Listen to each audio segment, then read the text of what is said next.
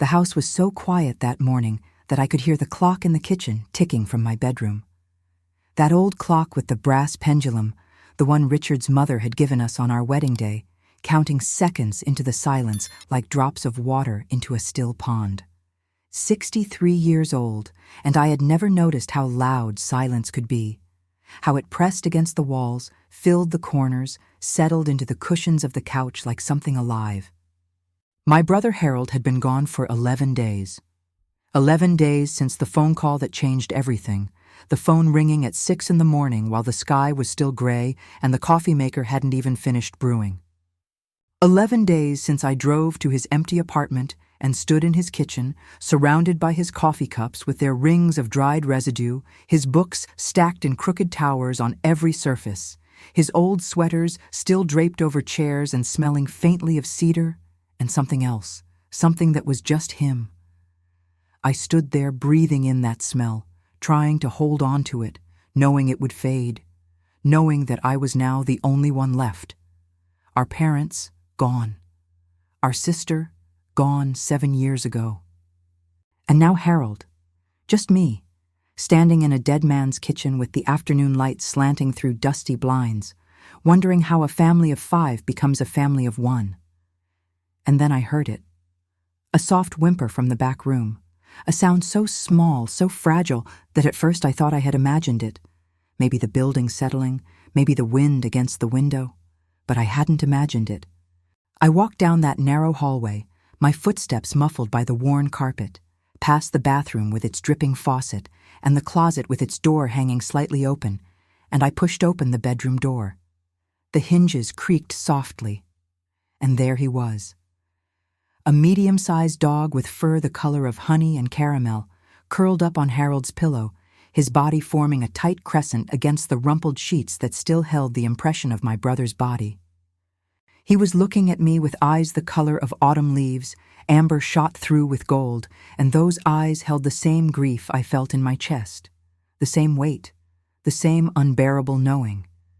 He didn't bark, he didn't move, he just looked at me as if to say, "He's not coming back, is he?" I didn't know it then, standing in that doorway with tears streaming down my face and the smell of my brother all around me. But that dog was about to save my life. Before I go any further, I want to pause for just a moment. If you're listening to this story right now, wherever you are, maybe in your kitchen with your morning coffee growing cold in your hands, maybe on a quiet evening walk with the streetlights just flickering on, maybe lying in bed unable to sleep while the house settles around you, I want you to know that you're not alone. This channel is a place for people like us. People who understand what it means to carry memories, to miss someone, to find comfort in the small, quiet moments of life. If this story speaks to you, I'd love to hear from you.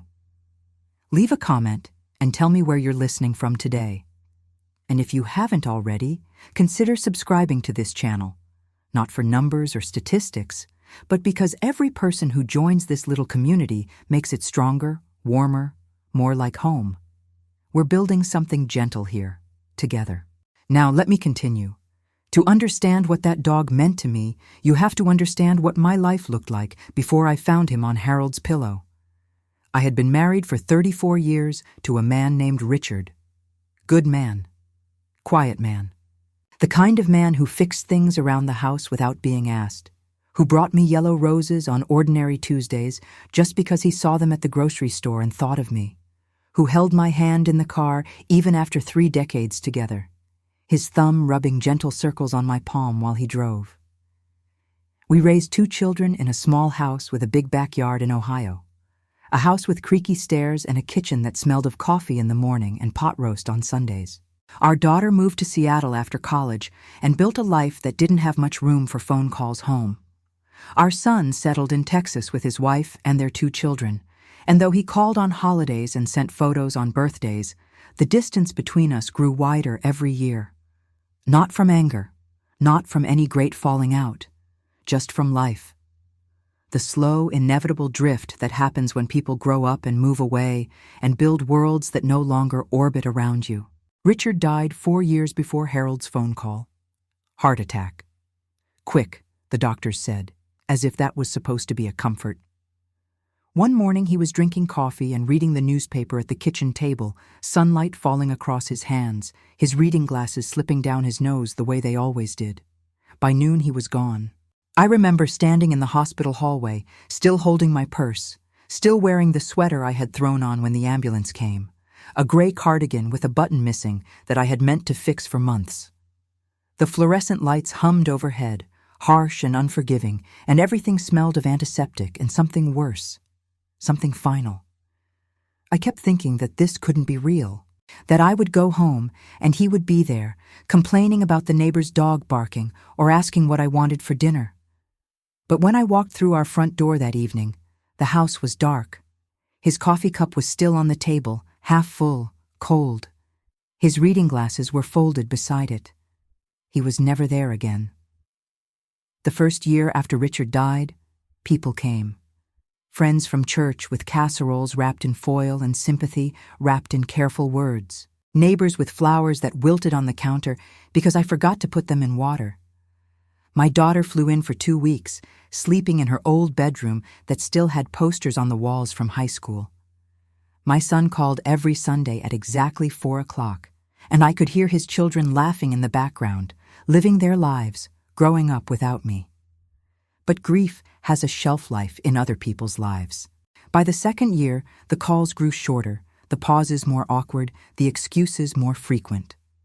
By the third year, I was eating dinner alone every night, the television playing shows I didn't watch, my fork scraping against the plate in the quiet kitchen. I went to bed at 8 o'clock because there was nothing else to do, lying awake in the darkness, listening to the house settle and creak around me like an old body finding its rest. I tried to fill the silence. I joined a book club, but I couldn't concentrate on the stories, the words swimming on the page, my mind drifting to Richard, to what he would have thought, to the discussions we would have had. I volunteered at the library, shelving books in the quiet stacks, but standing for hours made my back ache and my feet swell. I took up gardening, turning the soil in the backyard, planting seeds in neat rows, but the flowers reminded me of Richard's yellow roses, and I couldn't bear to look at them blooming without him there to see. Slowly, without meaning to, I stopped leaving the house. I stopped answering the phone, letting it ring and ring until the answering machine clicked on. I stopped caring whether I got dressed in the morning or ate anything besides toast and tea. The days blurred together, gray and formless, each one exactly like the one before. Harold was the only one who noticed. My brother lived 45 minutes away in a small apartment filled with books stacked on every surface, old records in milk crates along the walls, and a dog he adored more than anything in the world. He called me every Wednesday evening at 7 o'clock, and unlike everyone else in my life, he never stopped. He didn't try to fix me, or cheer me up, or tell me that Richard would want me to be happy. He just listened. He told me about his walks in the park with his dog, about the way the leaves were changing color, about the squirrel that had gotten brave enough to eat from his hand.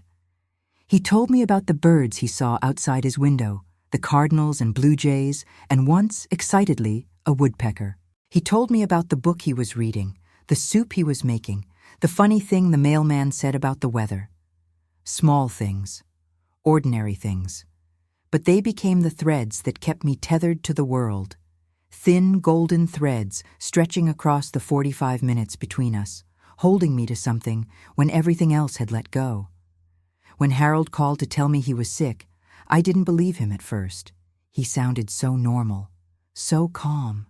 His voice was the same, warm and slightly raspy, the voice that had been telling me stories and making me laugh since we were children sharing a bedroom in our parents' house.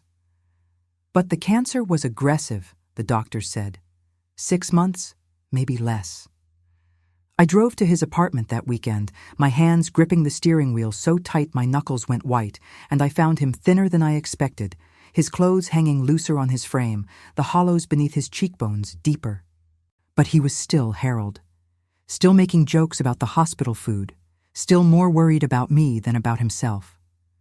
"Promise me something," he said that first visit, as we sat in his kitchen drinking tea from chipped mugs, the afternoon light fading outside the window. His dog was curled at his feet. a gentle creature with wise eyes and a gray muzzle, his fur warm against our ankles. "Anything," I said. "Promise me you'll take Benny when I'm gone." I looked down at the dog. Benny.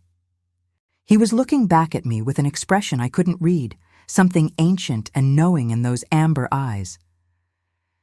"Harold, I don't know if I can—" "He'll need someone," Harold interrupted gently, reaching down to stroke Benny's ears. "And Eleanor, so will you." Harold lasted 4 months. I visited him every week, sometimes twice, making that 45-minute drive through towns I had known my whole life, past fields and farmhouses and the old water tower with the peeling paint. I watched him grow weaker, watched the light in his eyes dim like a candle burning down to nothing, watched him struggle to get out of bed, to eat, to breathe. The apartment began to smell different, like medicine and something else, something that made my throat tight. But through it all, Benny never left his side. That dog slept on Harold's pillow every night, his body curved protectively around my brother's head. He followed him from room to room every day, his nails clicking softly on the floor, always staying close enough to touch. He lay beside him on the couch during the long afternoons when Harold was too tired to do anything but rest, one paw stretched out to rest on Harold's arm, as if to say, "I'm here. I'm still here." The last time I saw my brother alive, he could barely speak. His breath came in shallow gasps, and his skin had taken on that papery quality that told me the end was close. But he reached for my hand and squeezed it, his grip weaker than a child's, but still there, still holding on. And then he looked at Benny, who was lying beside him on the bed with his chin on Harold's chest, and then he looked back at me. "Take care of each other," he whispered. 2 days later, he was gone. I don't remember much about the week after Harold died. I remember the funeral, the church filled with people I didn't know, the flowers that smelled too sweet, the organ playing hymns that Harold would have hated. I remember people shaking my hand and saying things that were meant to comfort, but just washed over me like water, like rain on glass, sliding off without leaving any mark. I remember going back to his apartment to collect his things, to donate his books, to clean out his refrigerator. The milk had gone sour, the bread had gone stale. There was half a container of soup in the freezer with a date written on it in Harold's handwriting. I remember how strange it felt to throw away a dead man's food, to fold a dead man's clothes, still warm from the dryer, to stand in a dead man's bathroom wondering whether I should keep his toothbrush or throw it away. Such small decisions, so impossible to make. And I remember Benny.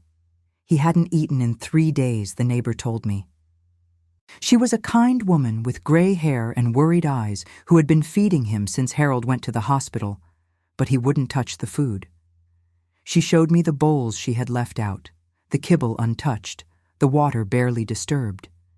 He just lay on Harold's pillow, waiting for someone who was never coming back.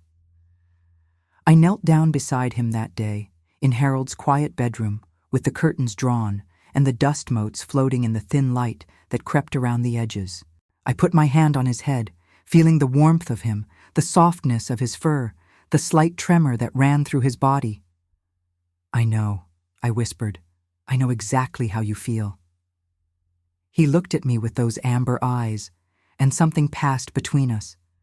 Not understanding exactly, but recognition. We were both lost. We were both alone. We were both missing someone who couldn't be replaced. "Come on," I said, my voice breaking.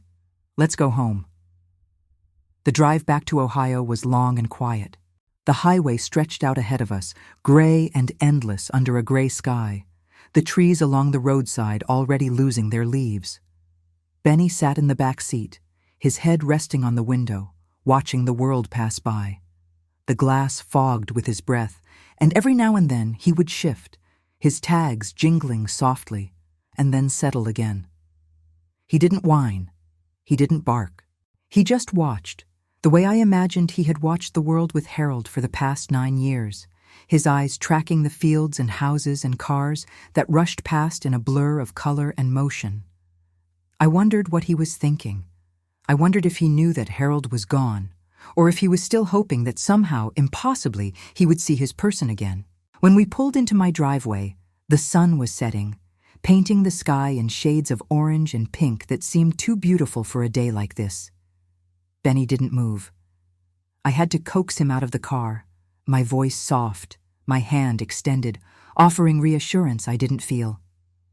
I led him up the porch steps, the boards creaking under our weight, and through the front door that I had barely walked through myself in recent months. The house was dark. It smelled stale, like closed windows and forgotten things, like dust and old fabric and the absence of life. I turned on the lights and looked around at the home I had let gather dust, at the dishes in the sink I hadn't washed, the mail piled on the counter I hadn't opened, the plants on the windowsill that had died because I had forgotten to water them. "This is home now," I told Benny. But the words felt hollow. It didn't feel like home. It hadn't felt like home in years. That first night, Benny wouldn't eat. He wouldn't drink. He wandered through the house, his nails clicking on the hardwood floors, sniffing corners, searching rooms, looking for something he couldn't find. I watched him from the couch, too tired to move, too sad to help. He went into the kitchen and stood there, staring at the empty corner where no food bowl had ever been. He went into the bedroom and sniffed the pillow where Richard used to sleep. He went into the living room and stopped, suddenly, his whole body going still. He was standing in front of Richard's old armchair, the one with the worn leather and the stuffing coming out of one corner. The one I hadn't been able to give away because it still smelled like him, still held the shape of his body, still felt like the last piece of him I had left. Benny looked at me. "I know," I said again. "They're not here." He lay down beside the chair, his head on his paws, and he sighed. A deep, heavy sigh that seemed to come from somewhere ancient and unknowable, somewhere beyond words. I sighed too. The sound filled the quiet room, two broken creatures exhaling their grief into the darkness. And then I turned off the lights, and I went to bed, and I lay awake for hours listening to the silence, feeling more alone than I had ever felt in my life. The first week was the hardest. Benny wouldn't eat his food. I tried everything, warming it up, mixing in chicken broth, hand-feeding him piece by piece, but he would just look at it and turn away. He would only sleep on the floor beside Richard's chair, curled up tight as if trying to make himself as small as possible. He followed me from room to room, his presence a constant shadow at my heels, but he kept his distance, always staying a few feet away, as if he wasn't sure yet whether I could be trusted. I understood. I wasn't sure I could be trusted either. I could barely take care of myself, could barely remember to eat, could barely find the energy to get out of bed in the morning. How was I supposed to take care of this grieving creature who had lost the only person he had ever loved? But something strange happened on the 8th morning. I woke up, like always, to silence. The gray light of early dawn was creeping through the curtains, and the birds outside were just beginning to sing, their voices thin and hesitant in the cold air. But this time, there was something else. A weight at the foot of my bed, warm and solid. I sat up slowly, my old bones protesting, my back aching from another night of restless sleep. And there was Benny. He had climbed onto the bed sometime during the night and was curled up near my feet, his body a warm comma against my legs, watching me with those amber eyes. "Good morning," I said, surprised. His tail moved, just a little, just a small wag, barely there, a tiny flutter of motion that made my heart catch in my chest. But it was something. I got out of bed and walked to the kitchen to make my tea. The floor was cold under my bare feet, the tiles smooth and familiar after all these years. Benny followed, his nails clicking softly, his presence a warmth behind me. I filled the kettle, listening to the water rushing from the tap, and set it on the stove. I poured his food into his bowl, the kibble rattling against the metal, and set it on the floor. He looked at it, looked at me, and then, for the first time since I had brought him home, he ate. It wasn't much. Just a few bites, the sound of his chewing loud in the quiet kitchen. But it was enough. It was a beginning. Grief is not a thing you get over. I had learned that with Richard, and I was learning it again with Harold. You don't wake up one morning and find that the weight is gone, that the hole in your heart has healed, that you can think about them without that sharp, sudden pain. But grief shared is grief halved, even if the creature you're sharing it with has 4 legs and can't speak a word. Benny and I fell into a routine that first month. Not because we planned it, but because we needed it. We needed structure. We needed something to hold on to when everything else felt like it was slipping away. Every morning, I woke up at 7. The light would be coming through the curtains, pale and soft, and Benny would be at the foot of my bed, waiting. His eyes would open when I stirred, and his tail would give that small wag, that tiny greeting that came to mean more to me than any words could say. I would make my tea and his breakfast, the kettle whistling, the kibble rattling, the familiar sounds of morning filling the silence. We would sit together in the kitchen while the sun came through the window, making patterns on the floor that shifted and changed as the minutes passed. I would drink my tea slowly, feeling the warmth spread through my hands, through my chest, while Benny ate and then lay down at my feet, his chin resting on my slippers. Then I would get dressed. Actually dressed, not just staying in my robe all day the way I had done for so long. I would put on real clothes, brush my hair, look at myself in the mirror, and recognize the woman looking back, and we would go for a walk. Those walks saved me. At first they were short, just around the block, just enough to get some air, to feel the sun on my face and the wind in my hair. My legs would ache after just a few minutes, and Benny would slow his pace to match mine, never pulling on the leash, never rushing ahead. But as the weeks passed, the walks grew longer. We walked to the park where the old men played chess, their boards set up on the concrete tables, their faces creased with concentration. We walked past the school where children's laughter floated over the fence, bright and clear as bells.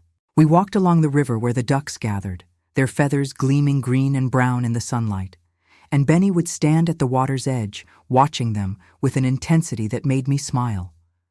The water would lap at the shore, gentle and rhythmic, and the wind would carry the smell of mud and growing things. And I would stand there beside my dog and feel, for the first time in years, like I was part of the world again. People started to notice us. The neighbor who never waved, a stern-faced man who had lived across the street for 15 years without ever saying more than hello, began waving from his porch when we passed. The woman at the coffee shop, a young thing with bright eyes and a warm smile, started saving a biscuit for Benny, holding it out to him with a laugh while he took it gently from her fingers.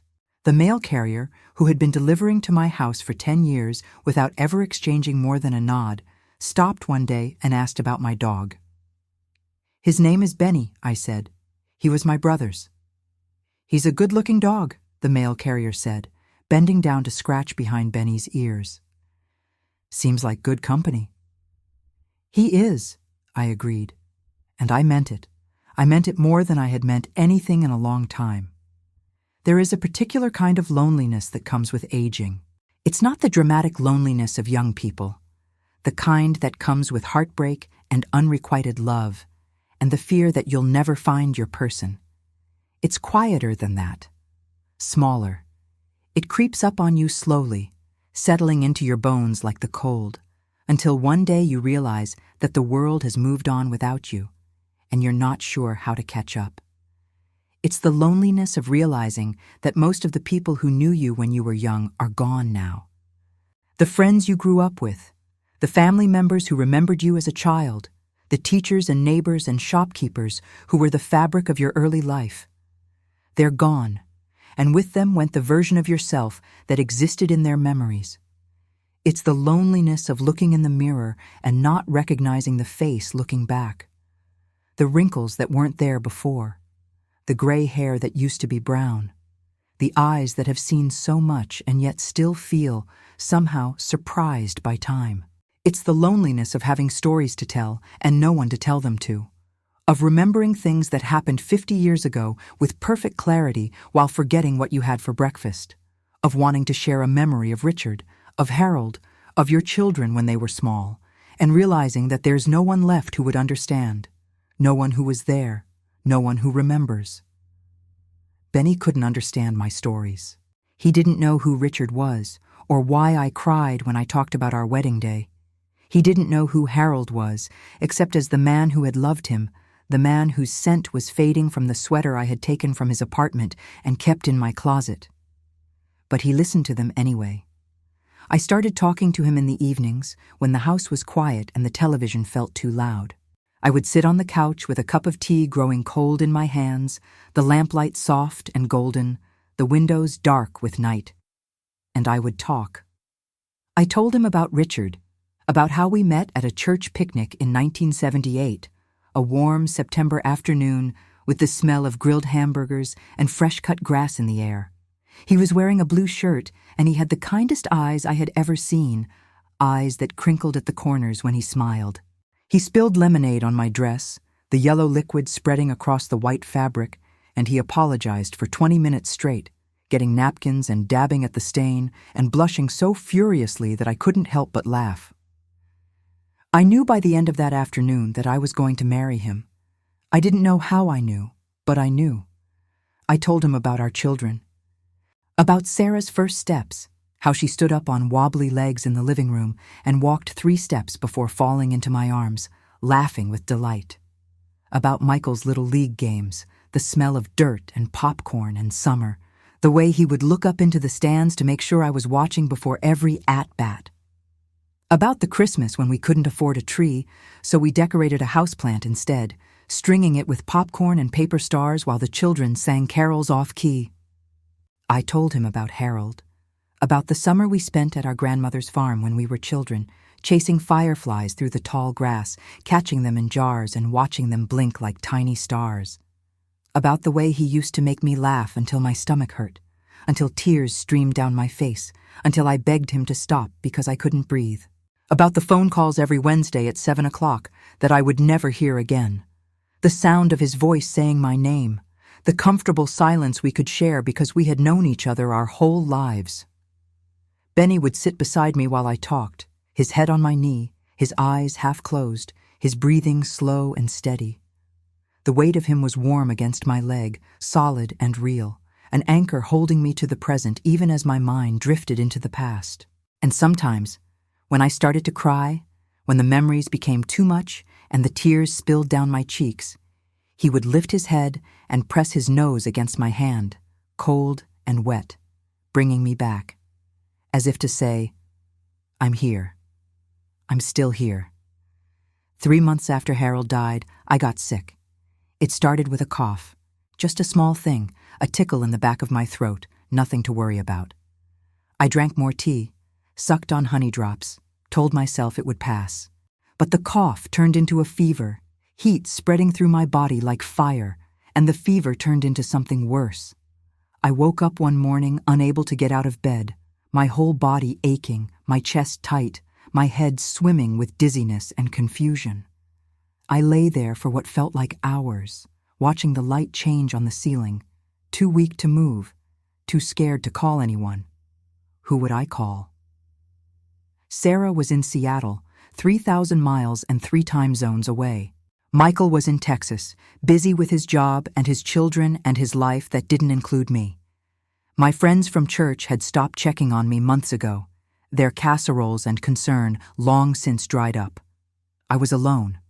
I had always been alone, hadn't I? Even when Richard was alive, even when the children were small, there was always a part of me that felt invisible, unneeded, forgotten. And then I felt something warm against my side. Benny had climbed onto the bed and was pressing himself against me, his body radiating heat like a furnace, his breathing slow and steady against my ribs. His fur was soft under my fingers, and I could feel his heartbeat, strong and sure, a rhythm that matched my own. He didn't try to get me up. He didn't bark for food or wine to go outside. He just lay there, beside me, keeping me warm, keeping me company, keeping me alive. I don't know how long we stayed like that. Hours, maybe.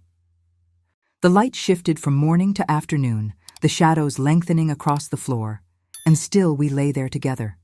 But at some point, I realized that I needed to get up. Not for myself, not because I had any particular desire to face the world.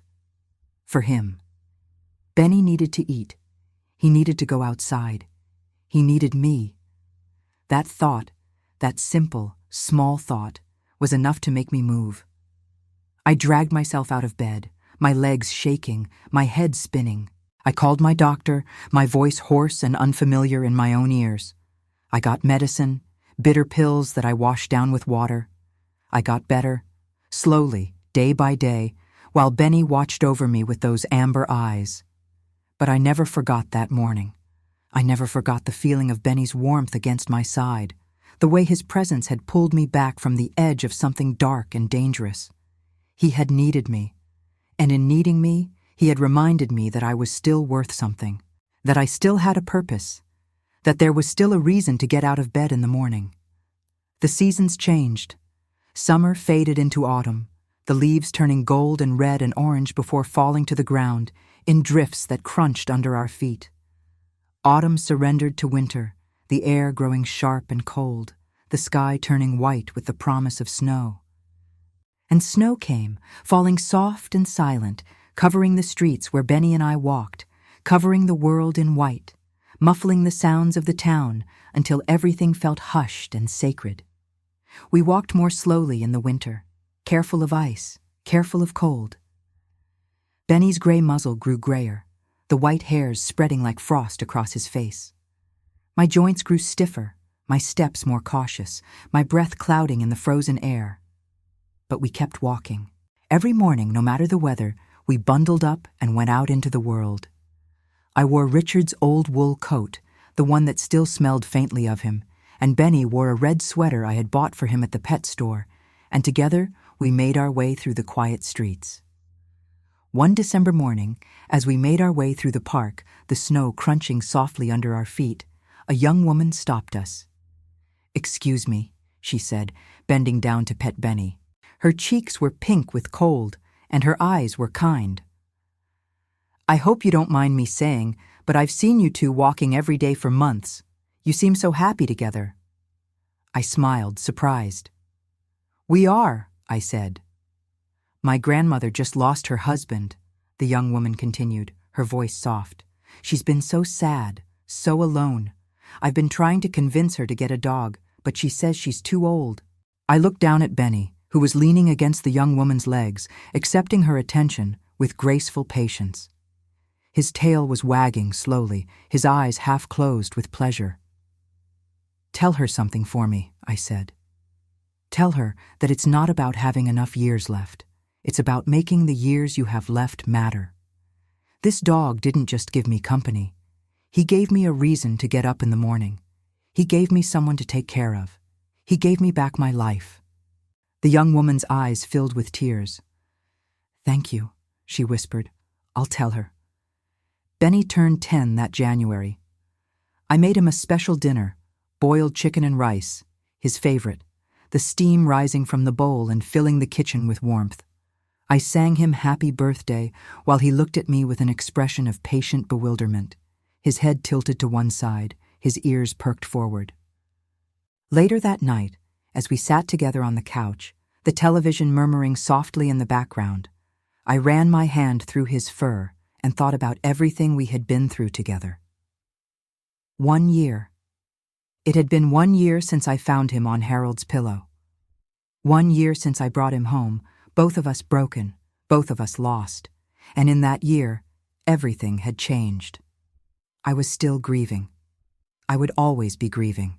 Richard, Harold, my parents, my sister, they lived in me now, their absence a permanent ache that would never fully heal. But the ache had become something I could carry. It had become part of who I was, woven into the fabric of my being, not something that defined me, but something that shaped me. I had started going to church again, not every Sunday, but enough. I would sit in the pew where Richard and I used to sit, the wood smooth and worn under my hands, and I would listen to the hymns and feel something like peace settle over me. I had reconnected with Sarah, who called me every week now, her voice warm and concerned, who was planning to visit in the spring. I had started a walking group with 2 other women from the neighborhood, women my age who understood what it meant to grow old in a world that often forgot we existed.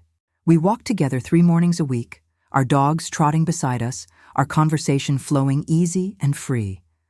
I had started to feel, for the first time in years, like I was part of something, like I mattered, like I was seen. And Benny had given me all of that. Not directly, of course.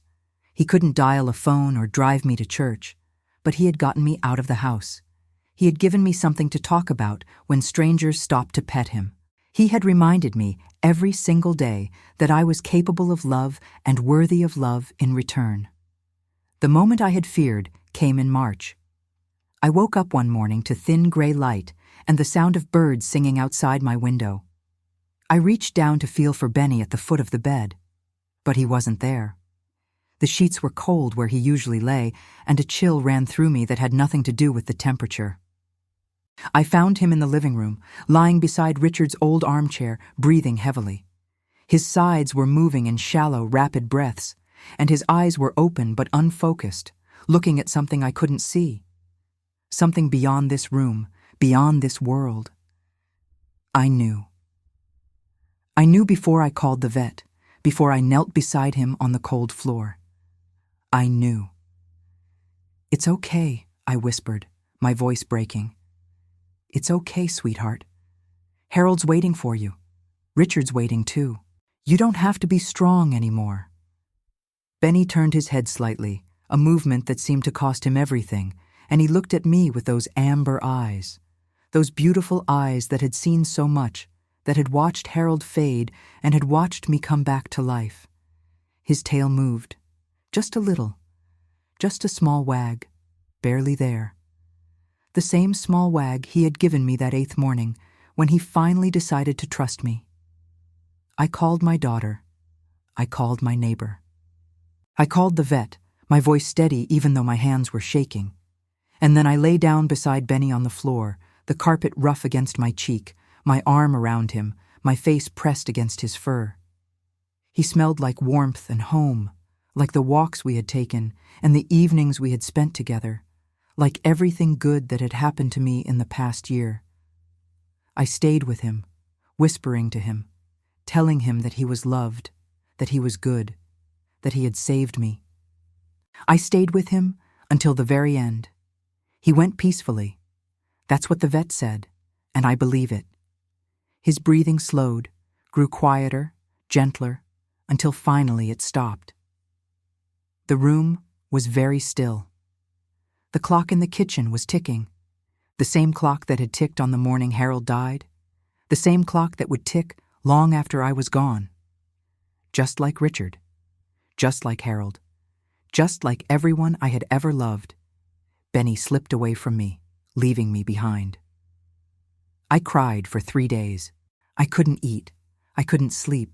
I couldn't do anything except sit in the living room and stare at the spot where he used to lie, where the carpet was still pressed down in the shape of his body. But on the 4th day, something strange happened. I woke up at 7, like always. The light was coming through the curtains, soft and golden, and the birds were singing outside my window. I walked to the kitchen, like always, my feet cold on the tiles. I stood there in the silence, waiting for the soft click of Benny's nails on the floor, the gentle bump of his nose against my hand. But instead of emptiness, I felt something else. Gratitude. I was grateful for every morning we had shared, every walk in the park with the leaves crunching under our feet, every evening on the couch with his head on my knee. I was grateful for the way he had looked at me, the way he had trusted me, the way he had chosen me to be his person in the end. I was grateful that Harold had trusted me with his companion. I was grateful that Benny had trusted me to take care of him, and I was grateful that I had learned, through loving him, how to live again. I'm 74 now. 10 years have passed since I found Benny on Harold's pillow. 10 years since I brought him home, both of us broken, and we healed each other in ways I still don't fully understand. There's a new dog sleeping at my feet as I tell you this story. Her name is Rosie, and she's a rescue I adopted 3 years after Benny died. She's nothing like him. She's small and energetic, with curly white fur and a bark that could wake the dead, and she demands attention with a persistence that makes me laugh every day. But she's everything like him too. She's my companion, my reason to get up, my reminder that even at my age, even after all the losses I've carried, I still have love to give. I still walk every morning, though I use a cane now. The walks are slower, shorter, but they're still the best part of my day. The world is different in the early morning, quieter and softer, and I like the feeling of being out in it before everyone else wakes up. I still talk to Rosie in the evenings, telling her stories about Richard and Harold and Benny, about the life I've lived and the people I've loved. She doesn't understand the words, but she listens anyway, her head tilted to one side, her eyes bright and curious. I still cry sometimes when the silence gets too loud, when the memories press too close. But I don't feel invisible anymore. I don't feel forgotten. I feel like someone who has lived a full life, with all its joy and sorrow, and who has found a way to keep going. Harold left me many things when he died. His books, which line my shelves, his records, which I play on Sunday afternoons, the old music filling the house with memories of him. His coffee cups, which I use every morning, feeling the smooth ceramic under my fingers and thinking of the tea we used to drink together. But the most important thing he left me was hope. He just disguised it as a dog. If you're still listening, and I hope you are, I want to thank you for spending this time with me, for letting me share this piece of my heart. We're all carrying something, aren't we? A loss, a fear, a loneliness we don't talk about, but we're not alone in it. That's what I've learned. That's what Benny taught me. If this story touched something in you, I'd love to know. Leave a comment. Tell me about your companion, your loss, your moment of hope. Share this with someone who might need it today. And if you'd like to hear more stories like this one, quiet stories, real stories, stories about the beautiful, difficult, precious experience of being alive, please subscribe to this channel. We're building something here, together. A place where it's okay to be exactly who we are. A place where our feelings matter. A place that feels a little bit like home. Thank you for being here. Thank you for listening. And wherever you are right now, whatever you're carrying, I hope you find your Benny. I hope you find your reason to get up in the morning. I hope you find your way back to hope. Take care of yourself. I'll be here.